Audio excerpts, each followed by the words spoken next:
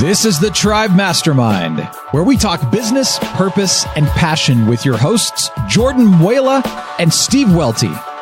If you're ready to shift into a bigger future, then this is the show for you. So plug in, buckle up, and get ready to be. Welcome, universe, to another episode of the Tribe podcast. Steve, I got to tell you, you know what I love about this format is that we just jump right into it because we figured out the secret, which is all the good stuff always ends up getting recorded before we hit record. I know. That's why I was dismissive of your banter. I lead in with some personal, how you doing? You're like, boop, hit record. Yeah. But you were saying, no, I'm just kidding.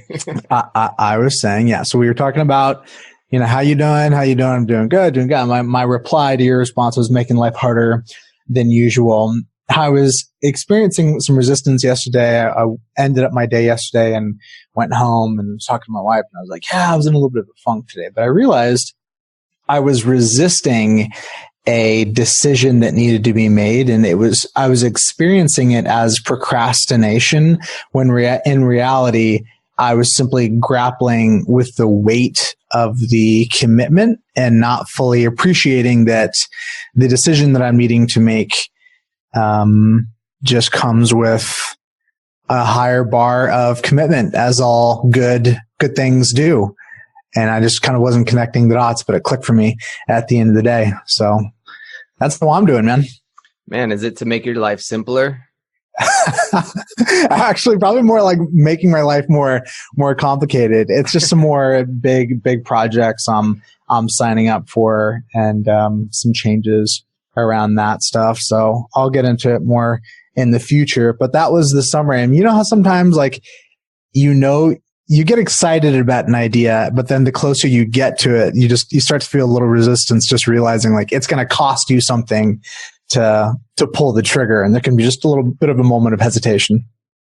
Yeah, totally. I did. I was on Jason Hole's podcast yesterday or the day before, and we had a good conversation about, he brought up the fact that sometimes we don't take action because the fantasy is sweeter than the reality. Once you step into it, then the fantasy is gone, and it's almost nicer in some regards to just have this fantasy. Dude, the fantasy doesn't have deadlines, cost burden. Fantasy is just all upside down. I'm with you. Yeah. And I asked about simpler because Clint shared a podcast with me he listened to. It was Guy Raz, How I Built This, which actually I don't listen to a lot. People send me episodes, but it's been pretty good when I've heard it. But it had, I'm a butcher his name, Yvon Gachard or something, the owner of Patagonia. And he was really wise. He's an older guy. He's been doing it 50 something years. And it really cool concepts. They were growing fast, and he intentionally slowed growth way down because he's fast growth will kill a company, and tried to stay small. He's still 100% owner, and they did 3 consecutive quarters of $1 billion. Recently. And wow. He says he spends from, I forget the dates, but half of the year in Jackson Hole with no cell phone, or no one can contact him. He's like, if the warehouse burns down, what are you going to call me for? I don't know what to do. You guys figure it out or whatever. So, but he talked about the hardest thing to do in life is to simplify, because everything pulls at us to make it more complex. And he gave this analogy of when he's fly fishing, he started only taking one fly. And I don't fly fish, but I guess fly fishermen and women, Clint was telling me this, usually have hundreds of flies because you change it out all the time. And he's like, I caught more fish with my one fly than, ever. And so just got me thinking about simplification. And it is true. It is hard to simplify because it almost whenever I take an action to simplify, then you add 2 more steps that can recomplicate things. So it was interesting. I dig that. All right. So let's talk about simplification relative to goals and success. We talked before about what a poor proxy money is for success when we conflate these two things. Do you ever find yourself, knowing where you're at in the journey that you've been on, I'm curious, do you ever still find yourself butting up against what feels like the right business thing to do versus what you have like a real desire or drive or energy to do? Do you still like interact with conflict between those two things? That was my whole day yesterday, bro. Tell me. So I had a call with Jason, the coach I'm working with, and we were talking about that because I was telling him that music's really firing me up and I'm really enjoying it. But, you know, I still feel like I am expected to do certain things in different, you know, in the business and that, you know, could I fully step into this more? And if I did that, would it actually max out the business like I think it would? Because I think I'm really in a, you know, a people development leadership role with the business and steering the direction of the vision, and then giving them the tools and helping them identify things inside of them that maybe they didn't see themselves. So like yesterday, I did a great conversation with Natalia, one of my leaders, and we did a R factor question. So if we were going to meet here 3 years from today, looking back over those 3 years, what would have had to have happened for you to feel good about your progress personally and professionally? And I took her to lunch. I asked her that question. Then I followed up with a DOS. So I said, what dangers are threats or standing in your way of this bigger future? And we listed them. What opportunities do you see that you'd like to capitalize on? And what strengths? What strengths do you have, or what makes you confident that we could continue to build your confidence around? So we listed those things, and I sent her a follow-up email with books I recommended, a course I recommended she take, things like that. And man, I felt really good after it. I think she did too, because we hadn't connected in a while. But you know, I think it just continually giving yourself permission to step into the things you actually want to be doing. And like leadership is what I want to be doing. Yeah, man. Well said. So in that case, it's what you want to be doing, and what we're both clear that there's just a massive amount of leverage in. Yeah. There's a huge amount of leverage when we're stepping into what you want to be doing. And it comes back to the idea of joy for me. It's like, joy is usually an afterthought for some reason. At least it was for me. Like once I do all the things everyone else expects me to do, and if there's time left, then, you know, I'll try to squeeze something that makes me happy, like yoga or surfing or playing music. And it's like, well, what if I flipped it and woke up and said, okay, what's going to bring me joy today? And then schedule that. And I really think everything will spiral upward and make everything better. Honestly, like I want to do like a vlog series about this concept. Like I want to have it be a motiveless concept, kind of like, well, is this true? And then find people that are doing that and then see where their businesses are at, see like, you know, how their life is, etc. Just, you know, cause that's my, as you know, that's kind of my, hypothesis. So we keep coming back to this virtuous loop, this virtuous cycle. It came up at PM Grow when people were getting so excited and fired up about this customer experience stuff. And for me, it's like the customer experience thing works because it's about creating joy in somebody else's life, feeding off of that, getting more inspired to do it again, getting more of a reaction. Like it's like it loops over and over again. When I think about you or me at our best, I'm really bullish, like really optimistic and really excited. And I know me at my worst, and me at my worst is none of those things. So if me pursuing joy puts me in that state of bringing my A game and allowing me to presence myself with the greatest level of passion and vim and vigor, the things that other people recognize and fires them up. I mean, that's what it's about. For that's how I explain it. Like it's not, I feel like there's some practical mechanics that people can relate to. It's not all wishful thinking. Yeah. And I think you nailed it about what fired people up, because bringing joy to other people is very inspiring and brings more joy to you. I've mentioned this book before, The Power of Moments, but we started a book club at Good Life, and we did our first meeting post reading, and we read The Power of Moments. And the first question was like, what, you know, I didn't run it. Olivia's running it. And she's like, what did you guys think? And then Grace was like, first, I think Steve Trojan horsed this book because it's like a book about how to make the company better. I was like, yeah, I did. But you can pick your Trojan horse next time. Nice. But everyone got really excited about the concepts in the book that talk about there's so many moments that we don't celebrate for instance, internal moments, like my business development manager adding his 500th property or 1,000th property, or what if we gave him a 25K club award for 25 grand collected in rent? There's all these little benchmarks that nobody recognizes. And Jake actually from Tribe was the one that turned me onto this book. And he was telling me how he wants to get a moment spotter, like someone that's actually their job is to, cause it's hard to think about those things when you've got like 150 emails. Mm-hmm. So Olivia, she's our marketing lady, she really loves doing birthday gifts and things like that. So she's going to be that person. And some really, really cool ideas came out of it. And a lot of joy, I think, bubbled to the surface during that exercise. So I recommend that book. I dig it. Classic gap versus gain, right? I know my temperament, like it's real easy for me just to overlook significant, meaningful things and just be like, next accomplishment, next achievement. Right. But with myself, so it's like, it's helpful to me too, to also celebrate those things in my own life, in addition to celebrating them in the lives of others. Right. Definitely. So, I don't know. Knowing your values, knowing your priorities, overcommitment sometimes gets in my way. I've been paring back a lot of my commitments. I'm trying to simplify as much as possible. And one commitment in particular, has to do with NARPM. And I'll just come out and say it. Like, I've been on the board 5+ years at SD NARPM. And when I was treasurer for 3 years, and then I was vice president, and I didn't really realize, and it wasn't anyone's fault. It was my fault for not realize, but I didn't really realize it was 2 years vice president and then 2 years president and then a year past president.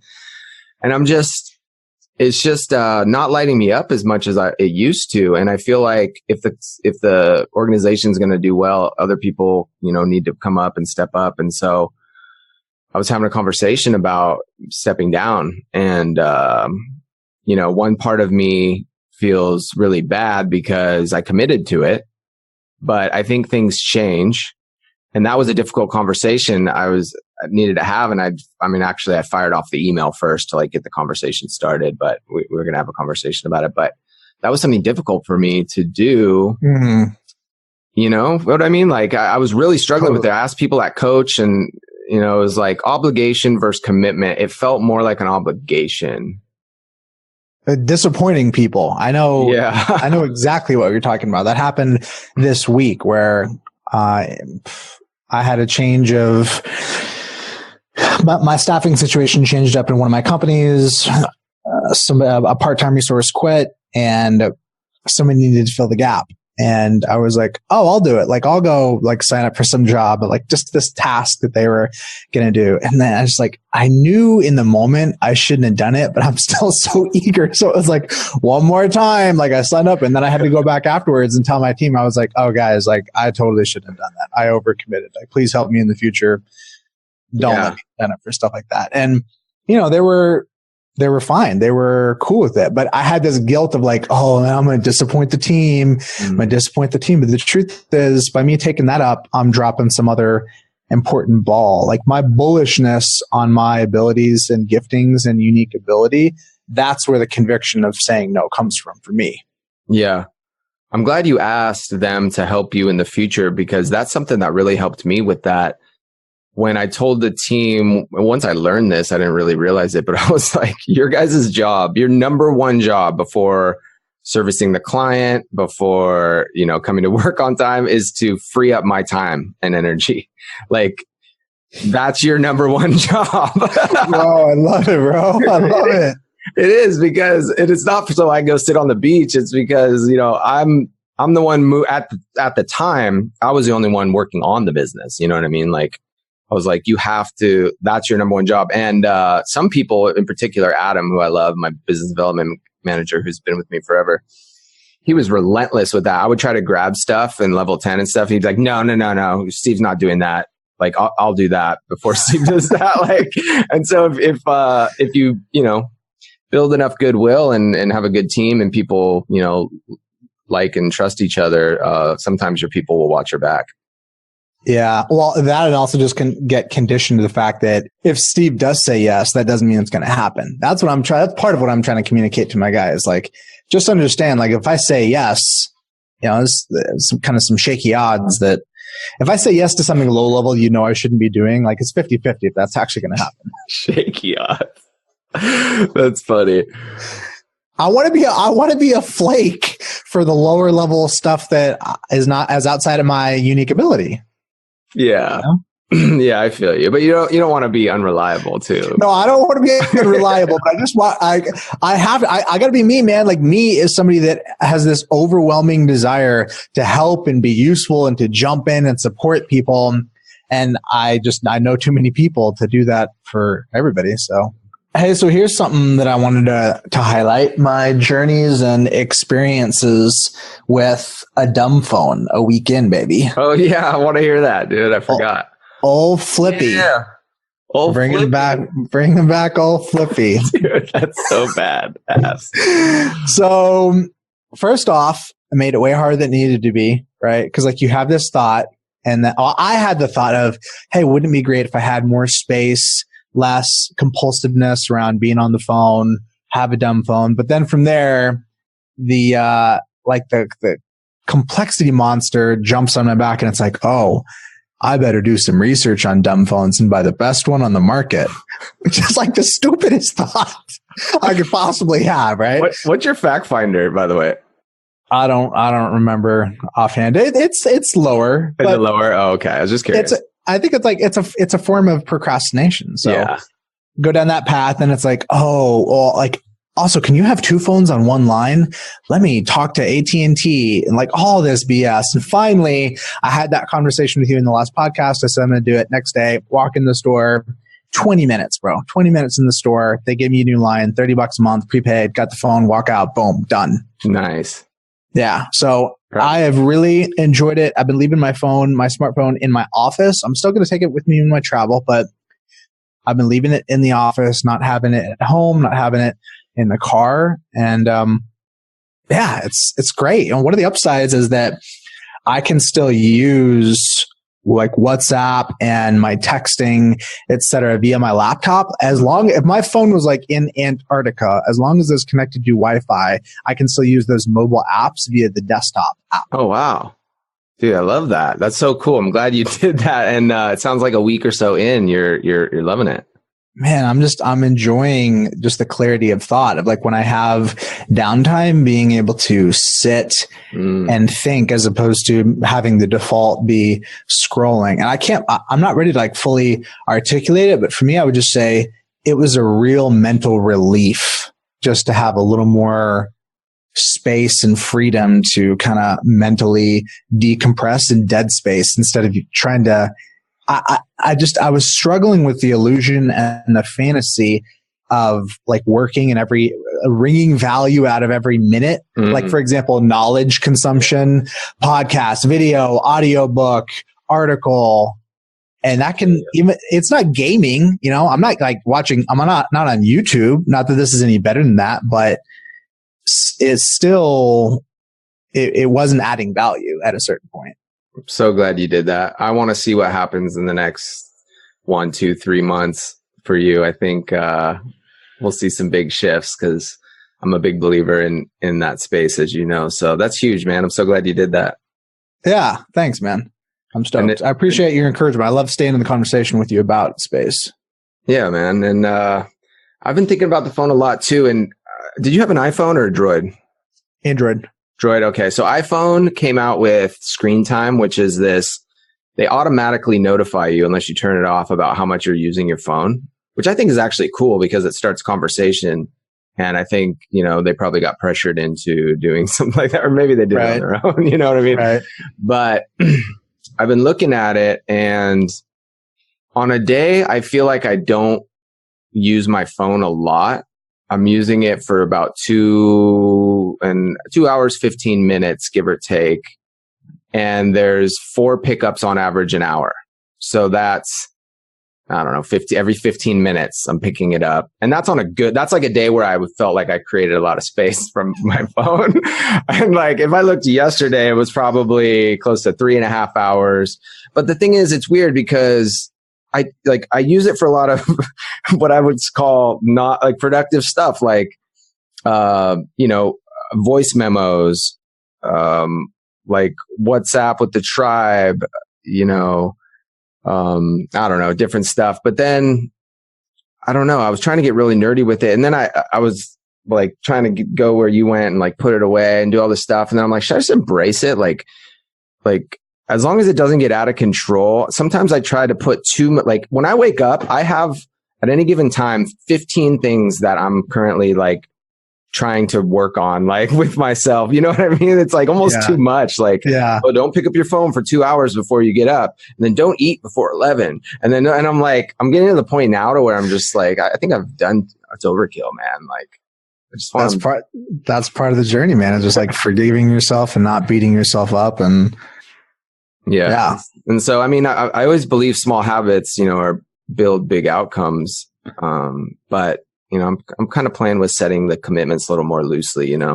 I think confidence is so important that you want to always be building that and protecting that. That's why I love the 3 wins each day, or the 3 things to do each day. I do that every day, like just 3 things. And if I get those done, I can take the rest of the day off, or the rest of the bonus day.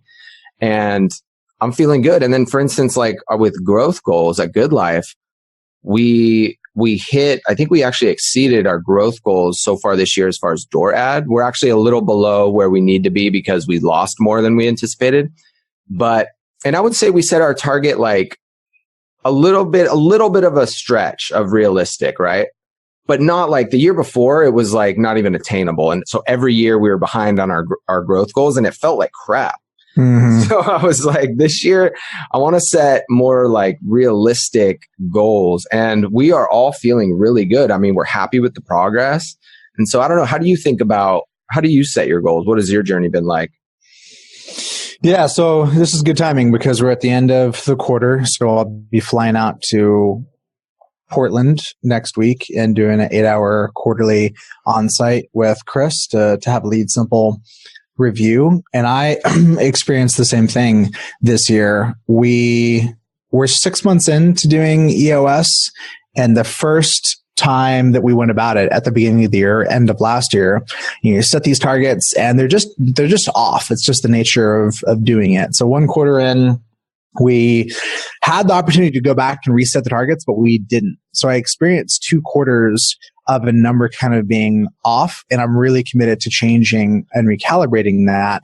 I recently listened to the book, The Great Game of Business by Jack Stack, and I was fascinated with how popular that book is, that it had so much focus on forecasting, and particularly the sales forecast, because the cost model is built upon the revenue model, and therefore the revenue model really has to be beat up and tested, and sales marketing people are overly optimistic. So that's part of the question is the forecast an estimation of what is likely to happen, or is it about what you would like to see happen? And if it's the latter, what is the level of commitment that you're willing to put in? There's no right wrong. But what I do know is dysfunctional is to have it be largely aspirational without having a matching level of commitment from everybody on the team. Yeah.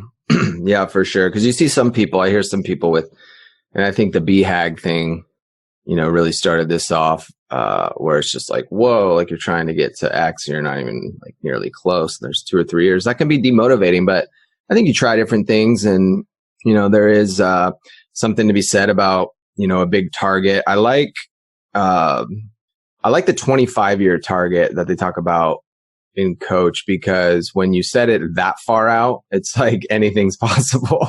And you get a lot of confidence from when I did that exercise, like writing what your life looks like in 25 years. Like, yeah, I'm a badass. 25 years, man. I got it figured out. Like, you can do anything in 25 years.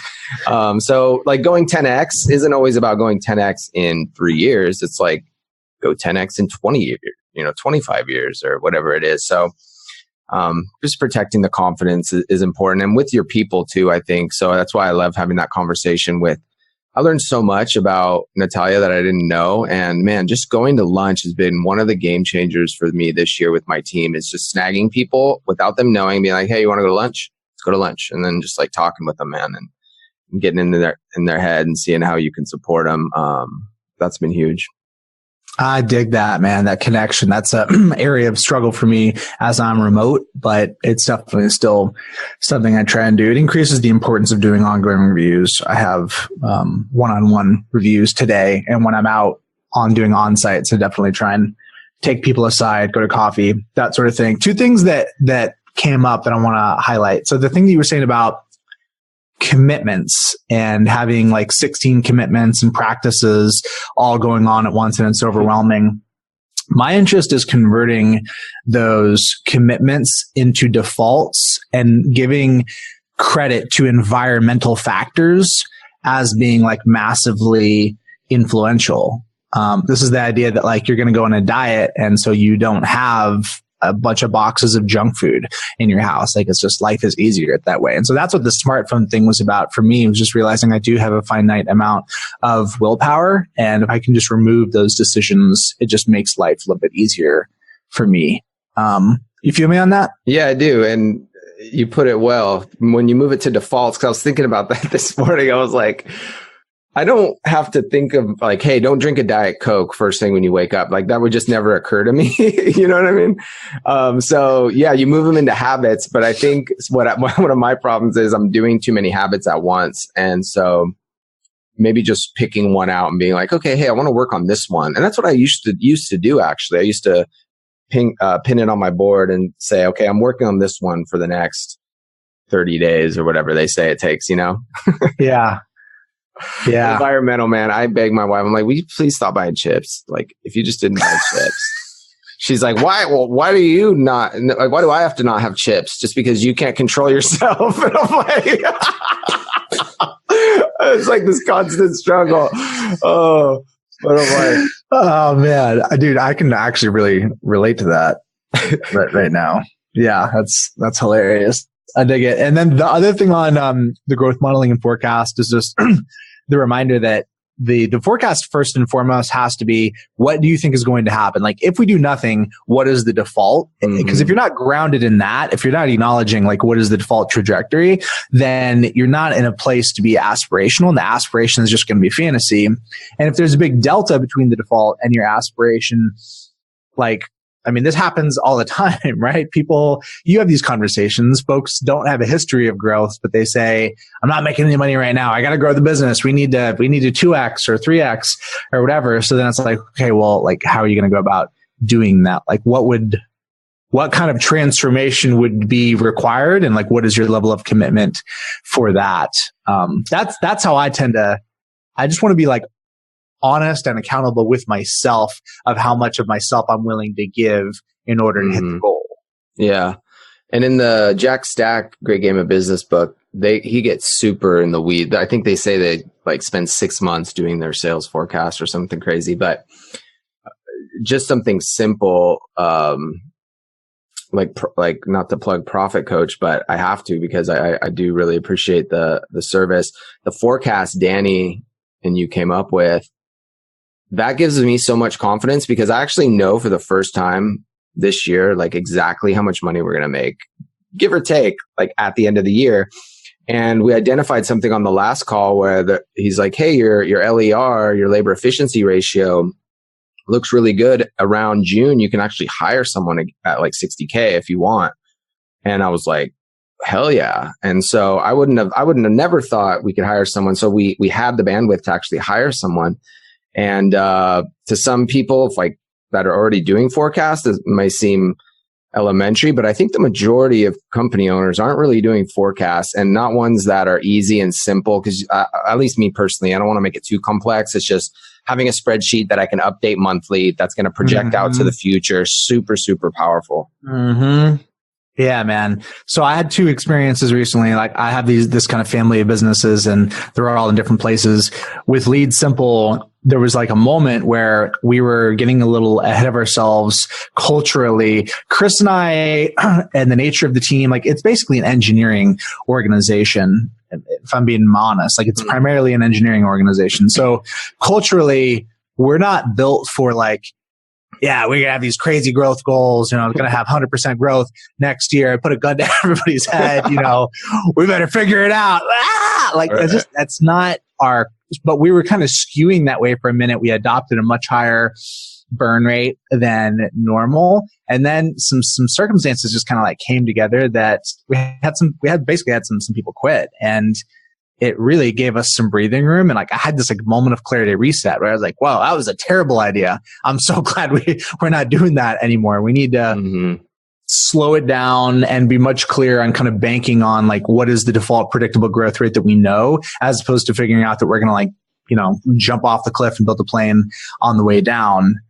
Yeah, I mean, has that ever happened to you where you've just like kind of gotten out over your skis with forecasting growth?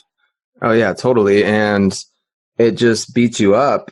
And so I really like the small giants model. I mean, to each his own, but I think the default for entrepreneurs is scale, scale, scale. And I love the small giants model, which is like growing, but growing smart and actually having goals around impact of your people, impact of your clients, because ultimately I want to be the happiest person, not necessarily the richest person. And so, I think happiness comes from connection with people. So for me personally, I want to go deep with, I don't know if I want an organization of 200 people because I don't know if I can keep a pulse on that. You know what I mean? Yeah. So I think this kind of relates to the Zen thinking, and I've heard you allude to some of this stuff when the topic of spirituality comes up, but it's just like, how do you want to solve, what's the best way to solve for the variable that you are after? Like, you could have more stuff, or you could just want less, right? It's like, right. And in theory, it's like same outcome, but not really, because having more stuff has no end state, and therefore it's kind of like unattainable. Right. And there's nothing wrong with big growth, because I think the more you grow, the more money you make, the more you can give away. I think that's very sexy too. Like, why would you make 100 million? What the hell you need that money for? Well, what if I give 80% of it away? I still need about 20. No, I'm just kidding. But so to each his own. Okay, fair. But like, on that point, like, what is the thing to give? If you think about what you can give away, man, to me, the thing I can give away is my joy, like my presence, myself, my perspective, relationship. That's the thing that, as I have given it to others, I have seen have the most impact. And I think money to some degree can facilitate that, but in many ways it can also hinder. So no right, wrong, no dichotomy for sure. Definitely no dichotomy between these two things. So that's what comes up for me when you say that is, I think one of your unique abilities is working with people and, identifying strengths in people and sharing that presence that you talked about.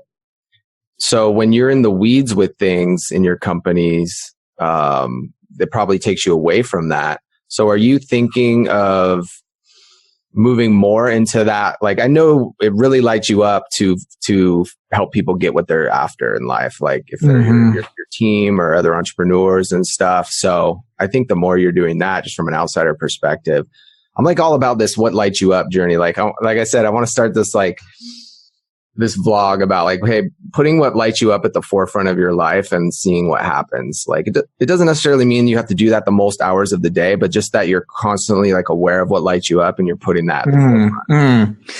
So the first meeting with Tribe, that was a question that Jake Dershey posed to me that really hit me. He asked me, what fills your cup? Oh yeah, there you go. I was like, yeah, man, what fills my cup? Okay, I dig that. Because you can ask questions like, Steve, tell me about Steve. Tell me about the life of Steve Welty. Well, I'm a Southern California father entrepreneur. Or it's like, dude, what fills your cup? Like that. Let's just cut to the chase. Yeah. That is essentially what you are.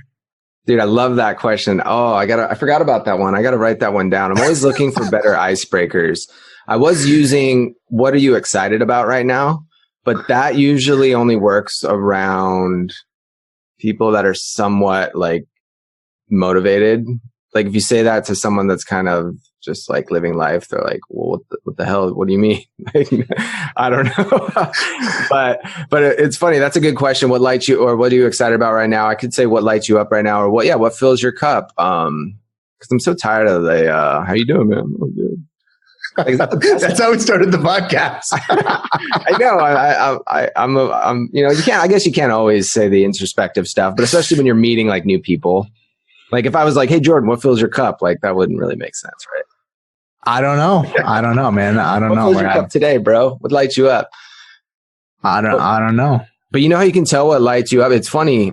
When you talk to people, their face will light up when they talk about certain things. Mm-hmm. Isn't that interesting? Like that's how you figure it out. And I think it's happened at Tribe before where we've been like, well, hey, I just saw your face. Like when you just mentioned writing that children's book or whatever it is.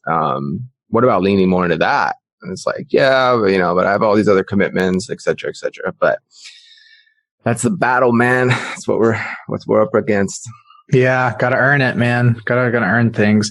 So I'd love to close on this, on this topic, on the topic of, thinking evil thoughts about other people. Ooh. Nice, good people that you love, people that you're close with, people you have deep relationships with. Man, I don't know about you, but I've just been realizing lately how great I am at thinking terrible thoughts about people that I have deep love for, like 0 to 60. Wow. My wife points this out because she stands back and she hears me. And, I built my business off of having all these business partners, and I have a lot of relationships in my life. So she'll hear me one day be like, oh, so-and-so is the greatest. Like, man, I'm just so grateful to be in relationship with this person. And the next day I'm totally complaining and bitching about this person. And it's something I want to get better at. But I feel like the first step for me is just awareness of getting off that, like open to any thoughts or feedback you have on this. Yeah, man, that's that's a really interesting topic. I think awareness is the first key. Now, you're vocalizing this, not just in your head, right? Yes, I am having a conversation with people, but I'm still giving a little bit too much time to for me to be in my head before I go to them. Cause the thing to do is just pick up the phone and be like, hey, what's up? Yeah. Well, complaining is the ego's favorite way to bolster itself. So, I would not beat yourself up about it. The ego is just unconscious, it's just, so I think awareness is the first defeat for the ego. And, sometimes, like I've told you, when I'm walking down the street and I see some nice person, I'm like, what a douchebag, this guy. I'm like, it's like judging people. Yeah. It's just the mind. I think it's Maya. It's the delusion. It's the hell on earth that is the mind. So I think, just silencing it and not giving it once you make the mind into the problem, then you've created more ego. That's what Tolle says. He's like, so when you think of something like that, I wouldn't beat yourself up about it. I would just recognize it and let it go. Or if you catch yourself complaining, it's good. I went through that a while back. I think I was telling you about it, where I was complaining about a bunch of stuff, and I had to put on the "Don't be a bitch" bracelet. As I'm thinking about it right now, I'm seeing that the answer is just to talk to that person, is to break through by being in relationships. So I had 2 instances yesterday where I should have just picked up the phone immediately, but I didn't. And because I didn't, I gave myself the room to have these looping thought cycles of kind of turning into something more than what it was. And the last one at the end of the day was comical, because it ended with the other person being like, oh, bro, total misunderstanding. My bad. I'm sorry. I didn't mean what you thought I meant. And I was like, oh yeah, I'm a total jerk here. Yeah. That may be a muscle you want to build, because if they're important people, I'm a big believer in you got to have those conversations. If quicker. Yeah. If you don't care about the person and they're just in your sphere of influence or whatever, but you don't have a relationship necessarily, then yeah, let it be, Yeah, just saw it, dude. Beautiful. So one more affirmation of speed to contact in emotional conflict. One of the, I had one situation at a event a while back where there was this total blow up, and I had this person that was like perfect to blame about it as like the cause and to think all these evil thoughts about. And in that moment, I aggressively practiced contacting that person via phone anytime they made like loud criticisms. Like they'd make this like scathing email. I was like, "Hey, what's up, buddy? What's up? How you doing?" Yeah, because email can be clumsy and sometimes context is hard. It totally neutralized the situation. So yeah, speed to contact in emotional conflict. I dig it, man. Glad we talked through that. Yeah, man. Well, good. We'll get to connect. Have a good weekend, and let's do it again next week. All right, man. Be well. Talk soon. Yep. Did you enjoy this episode? Please share it with a friend and leave a review on iTunes.